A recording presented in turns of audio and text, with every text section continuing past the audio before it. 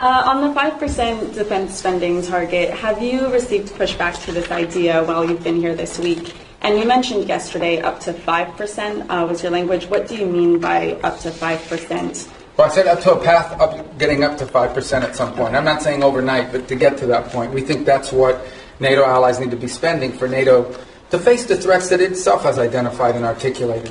Here's the good news. The good news is everyone generally, with a couple exceptions, are spending more on defense today than they were 3, 4, 5 years ago. That's positive. That trend needs to continue. So the trend lines are good, but they need to continue. But this is not about spending. Okay, this is not about money necessarily. This is about capability. In order for NATO to be stronger, it needs partners that are stronger. Okay, the United States commits a lot to NATO and continues to. We are as involved in NATO today as we have ever been, and we intend to continue to be. But it has to be a real alliance, and that means that our alliance partners have to increase their own capabilities. So hopefully two things have led to that. The first is the war in Ukraine, I think, has woken up a lot of people on the continent about real threats and real war.